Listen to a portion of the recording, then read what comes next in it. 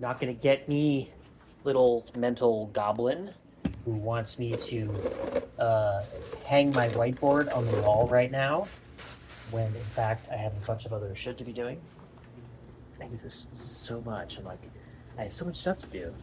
Ooh, I should use my whiteboard. Ooh, I should hang it on the wall. Ooh, I should go, which means I should go. Of course, I want to do a good job. Blah, blah, blah, blah, blah, blah. And so, no, just put the fucking whiteboard on the table. Whoops, the table, and fucking triage your life, bitch. You got lots of things to do. So let's clean off the whiteboard with some Windex, and that's really nice. I just spent a bunch of time in an airplane with a 5-month-old, and so I spent a lot of time talking like this. My partner, not my romantic partner, but my flight nursing partner, which is the lines blur. Let me tell you. As I wistfully stroke my whiteboard,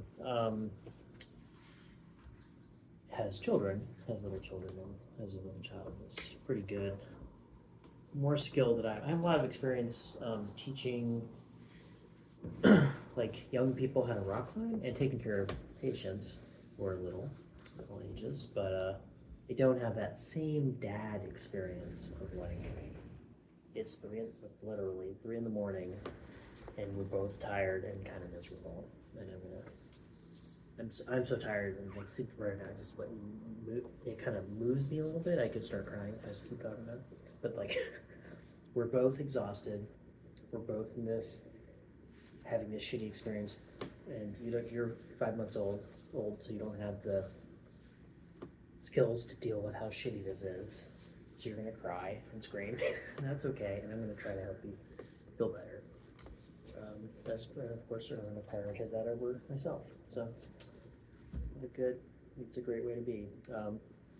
Oh, that's why I have a sing-song voice. But I did not succumb. Oh, so satisfied. Nothing like a fucking clean whiteboard. Look at that big whiteboard. BBW, baby, that's what I love.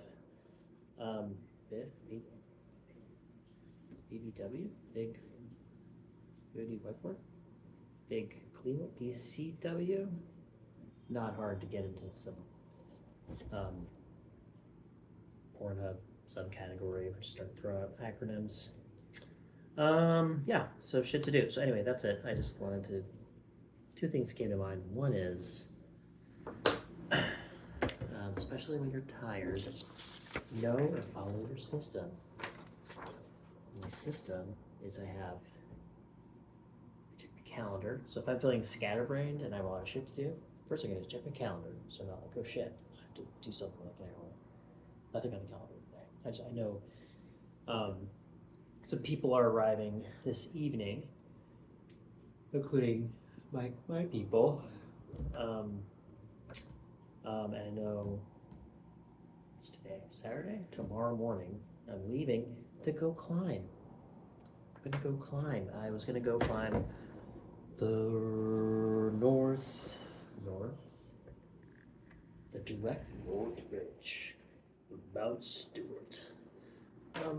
My dear climbing partner, and they're okay. I felt like I was going to say something bad happened to them. But the mountain made a wee wee. It's going to make a wee wee. It's going to make a big wee wee. It's just going to. So those are things that are incompatible with rock climbing and sometimes incompatible with life. So instead, even though we're bummed, we did think about even just fucking. You try. It's like you do a lot of reasoning and bargaining with when you have a big climbing objective and a narrow window. That's what makes the pros pro. In addition to, of course, being exceptional rock climbers, but just like having the time. Climbing is such a skill sport. If you really, although when I was a dirtbag, for whatever degree I was a dirtbag, I think that's what I think. I was not a proper dirtbag. Proper dirtbag was, and I always fuck up this word, aesthetic. aesthetic. They live a Spartan. I hate that word because it's been taken over by the broadcast potosphere. But Spartan, minimalistic. That's also a word that's been taken over. For fuck's sake, dudes, just leave some words. How to use soap? Yeah, doesn't matter.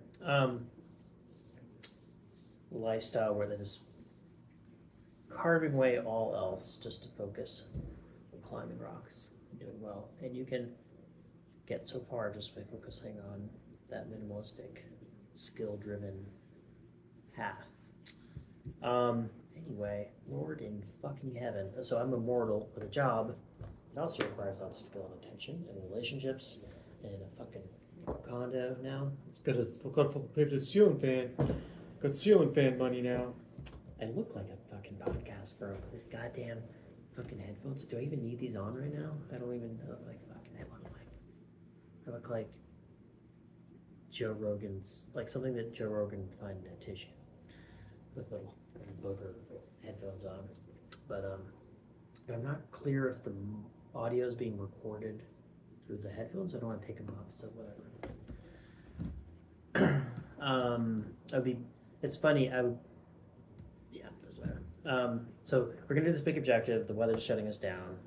A tiny window because I have other commitments in life. So we're gonna go to fucking Tuolumne. Unfortunately, the reservation system in Tuolumne is done on Monday, which is when we will arrive.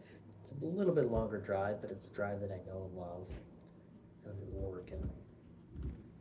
And fucking Sierra Granite, can't beat it. So we're gonna go to Tuolumne Meadows and do some stuff there. Maybe regularly the Fairview Dome. I'd like to do some. It's hard because like the hard stuff, the harder for me stuff in Tuolumne. Like if I want to climb 510 in Tuolumne, it gets scary pretty quick. And then the partner is very strong, much stronger than I am, but is methodical in their approach and would prefer to get on wisely. Something like the Hulk, which I did the Hulk, like the red dihedral variation. You asked the tale, you'd like to know the whole tale? I'll tell you. Person who certainly didn't ask and is regretting watching this is probably one of my friends who's like, I could get this in person. Why am I fucking listening to this?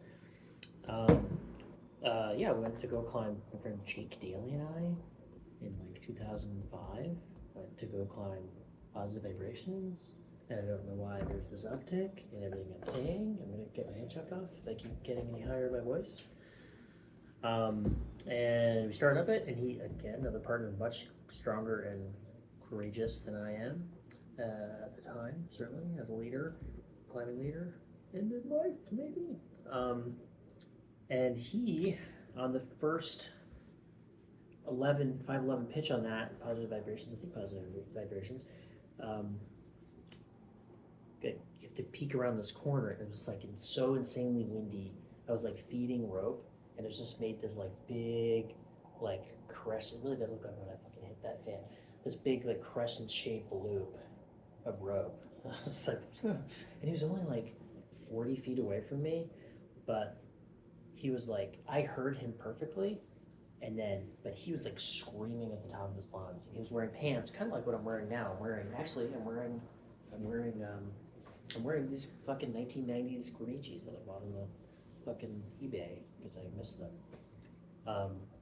They're like,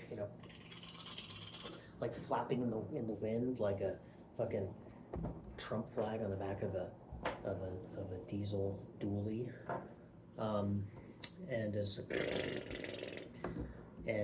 like, I don't know if I can do this. I'm like, okay. And so he down climbed, and then he traversed. We went on this fucking quest, and we went like a fucking full rope length, and then at some point we started simuling,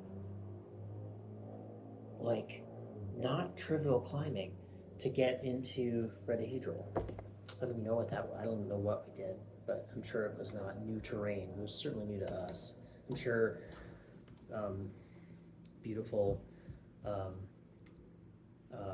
sure many people have done that in the fucking trainers in their approach, not even approach shoes, that even like their tannies. And so we did like we got on like after the dehydral. Anyway, what the fuck am I talking about? So go to Tuolumne instead. Probably just do Athos Crest, something nice and beautiful that I've never done.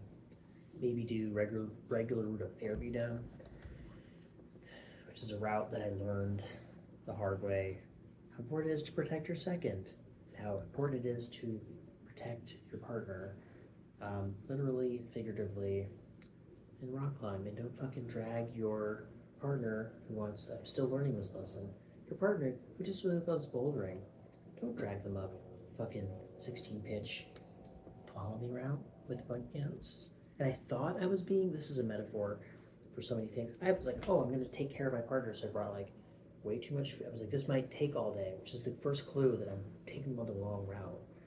I brought a gallon of fucking water and just all this stuff. It's like, okay, if you're planning to epic with your bouldering girlfriend, you are making a bad decision, obviously. No fucking shit. Like, hey, 22-year-old Jeremiah, this is an important message.